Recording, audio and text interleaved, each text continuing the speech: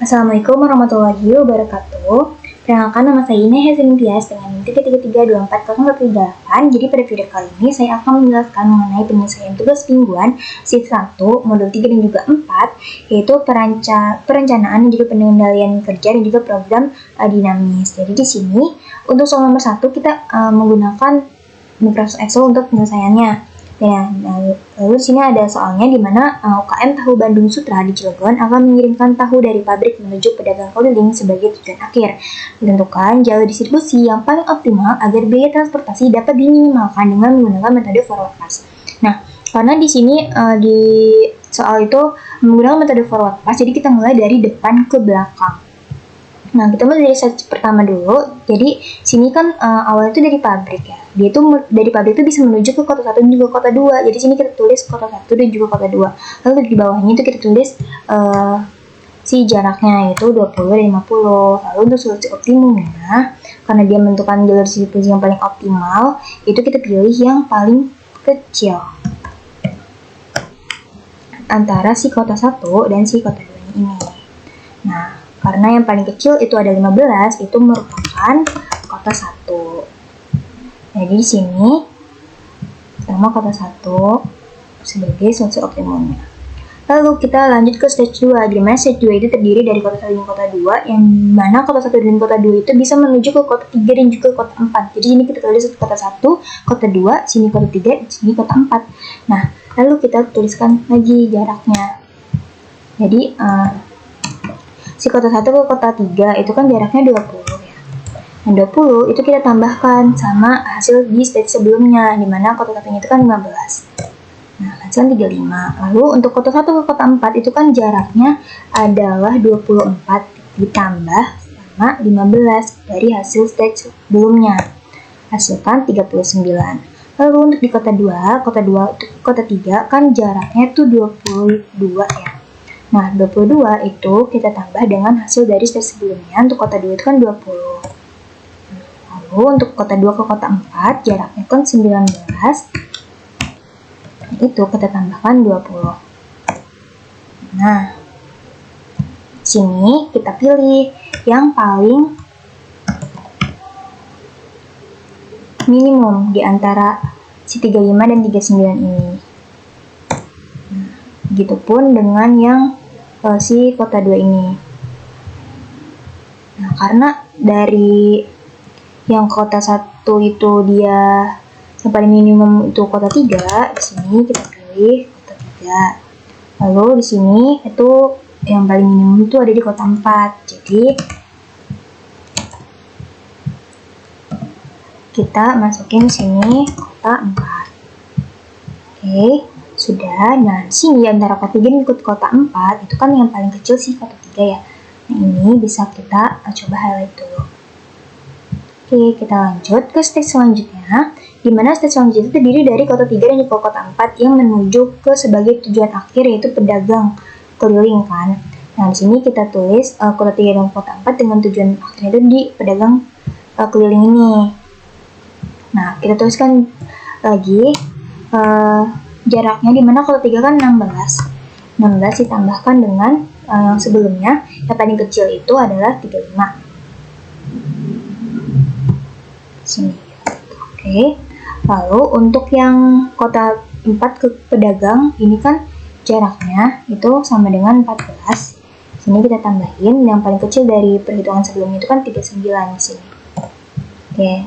Lalu sini sama kita pilih yang paling kecil di antara. Sini paling kecil nomor 1.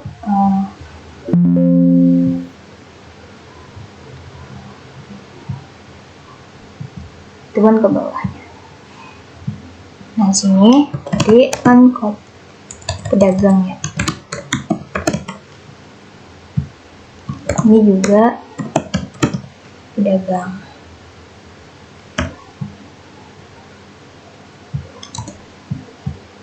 Nah, lalu karena yang paling kecil itu adalah 51 di sini, ini kita highlight. Oke. Selanjutnya kita tentukan keputusan atau solusi optimalnya. Jadi di sini kan kita udah nemuin nih dari si pabrik. Nah, dari si pabrik itu kita bisa kemana? Nah, karena di seg 1 ini yang solusi optimumnya itu ada di kota 1, maka di sini kita isi kota 1. Nah, lalu selanjutnya solusi optimal yang selanjutnya itu ada di kota ketiga. Makanya di sini kita pilih kota 3. Lalu solusi optimal selanjutnya itu ada di pedagang.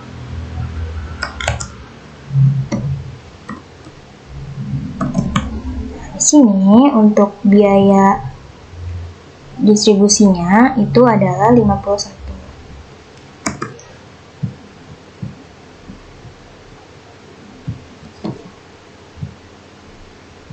Nah, jadi untuk keputusan akhirnya itu untuk jalur distribusi yang paling optimal itu ada dari pabrik ke kota 1, ke kota 3, lalu ke pedagang dengan biaya distribusinya itu adalah 51.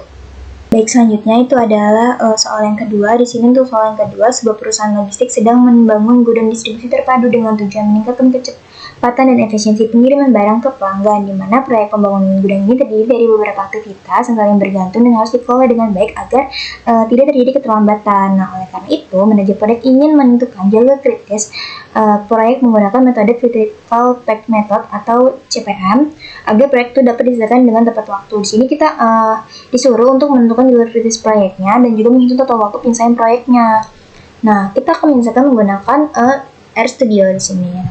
Pertama, itu kita bakal install package-nya terlebih dahulu. Di sini ada iGrab. Setelah itu, kita mendefinisikan aktivitas yang ada di dalam proyek. Di sini kan aktivitasnya diberitahu dari A sampai I dengan durasinya juga udah diberitahu dalam soal kan. Nah, di sini kita masukkan nih ke bagian yang ini. Nah, di sini. Lalu untuk yang bawah ini, yang dependensi ini itu tuh adalah kegiatan pendahulunya. Jadi misal dari kegiatan A ke kegiatan B, lalu dari kegiatan A ke kegiatan C kayak gitu. Itu kita masukkan sesuai dengan apa yang udah ada dalam soal. Selanjutnya kita akan membuat grafik dari dependensi aktivitasnya di sini.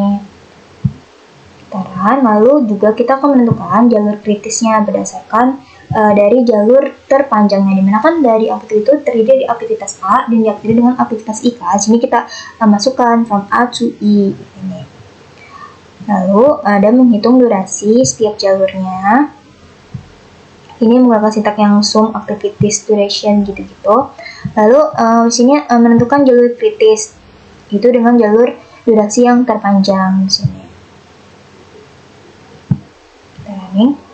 Lalu di sini kita juga akan menampilkan grafik jalur kritisnya, di mana di sini untuk critical path-nya itu atau jalur kritisnya akan ditandai dengan garis hijau, dan untuk nodenya itu warna pink dan juga warna ungu. Nah, di sini ini ada pengaturan untuk si gambarnya nanti. Jadi kayak nanti huruf dalam nodenya itu akan berwarna hitam, dan juga untuk judulnya itu ada grafik jalur kritis. Kemudian kita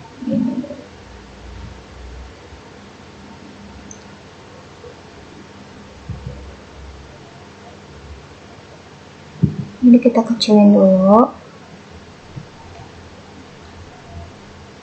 Sini kita ulang runningnya. Nah, di sini terlihat ya teman-teman, untuk gambarnya itu sudah muncul. Lalu sini kita akan menampilkan hasilnya. Nah, dari hasilnya di sini terlihat bahwa jalur kritis dari proyeknya ini itu dari si A, lalu ke B, ke D, ke E, ke F, ke H, lalu ke I. Jadi untuk yang node warna pink ini merupakan si jalur kritisnya, dan juga garis yang hijau ini juga merupakan si jalur kritisnya, dengan waktu penyelesaian proyek itu adalah 94 hari. Baik, selanjutnya untuk soal yang kedua juga kita bisa selesaikan menggunakan form QM di sini. Jadi caranya itu kita pilih yang project management, lalu kita pilih yang single time estimate. Nah, di sini kan kita memiliki 9 aktivitas ya, yaitu dari A sampai I. Lalu juga tadi sudah diberitahu dalam soal bahwa activity time-nya itu berapa dalam setiap aktivitas. Nah, di sini juga terdapat kegiatan pendahuluannya. Nah, sini kita sudah masukkan sesuai dengan tabel yang ada di soal tadi kan. Lalu kita bisa langsung aja kita solve. Nah, di sini terlihat bahwa waktu yang paling optimum itu sama seperti hasil dari si RStudio tadi, dimana untuk waktu total waktu penyelesaian proyek itu adalah 94 hari, dimana untuk sini untuk jalur kritis itu dari A, B, D, E, F, H, dan I. Nah, soal yang ketiga itu adalah sebuah perusahaan startup sedang mengembangkan aplikasi e-commerce baru untuk memperluas jangkauan pasar dan meningkatkan layanan kepada pelanggan. Lalu di sini proyek ini memiliki tingkat ketidakpastian waktu yang cukup tinggi karena melibatkan pengembangan teknologi dan kebutuhan pengguna yang dinamis. Oleh karena sebab itu, manajer proyek menggunakan metode program evaluation dan review teknik atau PERT untuk memperkirakan waktu penyelesaian proyek. Nah, sini kita disuruh untuk tentukan jalur kritis proyek menggunakan metode PERT dan juga hitung perkiraan waktu penyelesaian proyeknya. Nah, ini kita juga bisa sesuaikan menggunakan RStudio. Nah, untuk soal 3 ini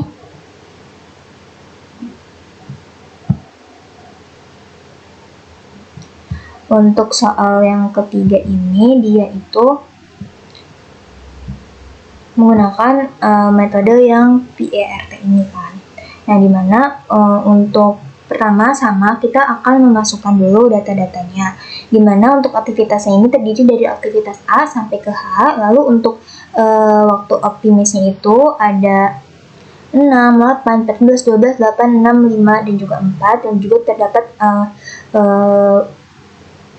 waktu paling mungkin dan juga waktu pesimisnya di sini. Sini kita masukkan semua sesuai dengan tabel yang terdapat dalam soal. Selanjutnya kita akan menghitung waktu ekspektasi menggunakan rumus PERT ini, yaitu TE di mana A ditambah 4M ditambah B dibagi 6, di mana A-nya itu adalah optimisnya, lalu si 4M ini 4 dikali M ini merupakan si yang paling mungkin ini.